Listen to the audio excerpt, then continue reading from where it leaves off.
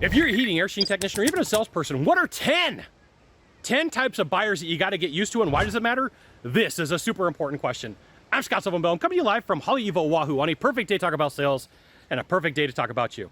I could make a list of like 100 different types of buyers, but what I've done is I've broken it down into 10. Now, I do work a lot with in-home salespeople, so a couple of them I'm going to have to describe as in-home sales. So first, the first person is the control person.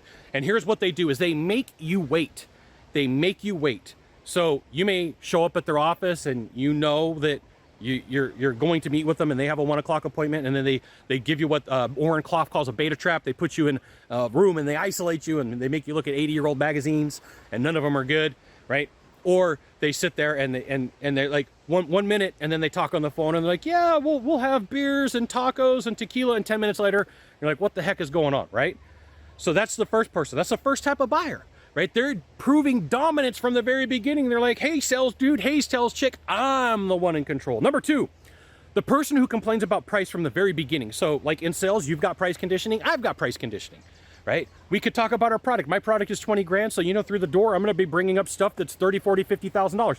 One of the coolest clips that you could watch is 2015, Will Smith made a movie called Focus, and there is a gambling scene. And if you want to learn about priming, probably one of the best done examples.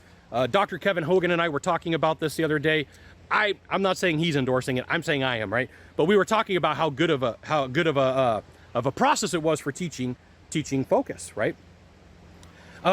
Number three, I read online your product or service should only cost X amount of dollars, right? In the heating and air world, for whatever reason, people think full systems are like $5 grand, right? In the water heater world, people think the water heaters are like $900, right? In the attorney world, people think that it's like $250 an hour. Like every industry goes through this, that online there's somebody mysteriously saying, here's how much it should cost. Well, you don't know the parameters. I mean, you live in a big city, small city? Do you have to have like all sorts of licenses and rules, and how good is that person? And this is why you should join HVAC Tech Secrets. I'll give you the goods. Not in the Facebook group, not in the YouTube channel. Number four, I'm still waiting on bids. I don't know how many times I have met with people in my life, even as a professional trainer, that people go, I'm still waiting to hear back from a guy. I'm like, hey, it's pretty indicative of when a relationship starts, if somebody can't give you the proper information, is how the relationship is going to end. Just what you need to know. If you haven't given in exchange money, then at some point you have to realize that there's an issue going on here. Number five, fake timelines. Everybody here has met the fake timeline dude or chick. I've only got 5 minutes for you. I've only got 10 minutes. Sorry, I'm just getting started at 5 minutes. Why don't we reschedule this when it's important to you? Oh, it is important to me. That's why I only have 5 minutes. Like, I'm sorry, we can't get anything done in 5 minutes. This is just ridiculous and it's not gonna work, right? Number six, the confused buyer that has talked to too many people.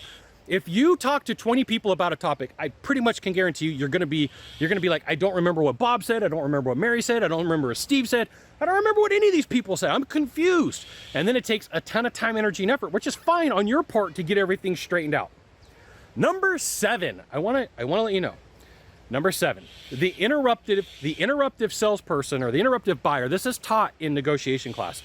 And what it is if that person if they can interrupt you enough, then what happens is they can lose your control. They can get you to get frustrated. They can get you to get upset about what's going on. They can get you to just give them a price, your best price, and not negotiate because you're stressed out and because there's issues going on. You got to know that there is this element taught in negotiation class. The underbid guy. Right? The only thing they care about is the price, right? They don't care about the outcome. The price and the outcome are two different things. You got to be able to explain those things to your buyer. What's the price? That's one thing. The outcome that you're going to get after you pay the price or before you pay the price, that's another. And if you don't charge enough, you are not going to get that outcome. I don't care what industry you're in. That's a truth, right? The interruptive salesperson, there's going to be a point where you are on a sales call and your competition, that jerk, that guy that you don't like, shows up and interrupts you in whatever way that they do it, right? There's guys in the heating and air and the in-home sales industry, like if they know that they've got a 12 o'clock appointment, they're knocking on the door at 11:45 to interrupt you because they know that they're going to take you off your game, right? There's been a couple of times where I had altercations with some of these salespeople way back in the day. No problem standing up from the kitchen table and being like, hey, buddy, you know that your appointment's at 12. You need to get to stepping. And then I would take as much time as I could afterwards. I would camp out. I would pull out the tent, the sleeping bag, the camp stove. I would trade recipes. I would tell stories until until I got kicked out by the homeowner, because at that point, I'm like, I'm gonna make this guy suffer and sit in his car. There was a couple times where they came and knocked on the door and like, are you almost done yet? Nope, I'm still going. I'm only halfway done. I was all done, by the way, right? Number 10, I actually did put numbers to these. You're the 10th bid in the buyer's board. There becomes a point with all buyers where they've heard it. Like they will come to you. They're like, I get it. You're the best. You've got the best crews. You've got the best people. You've got the best process.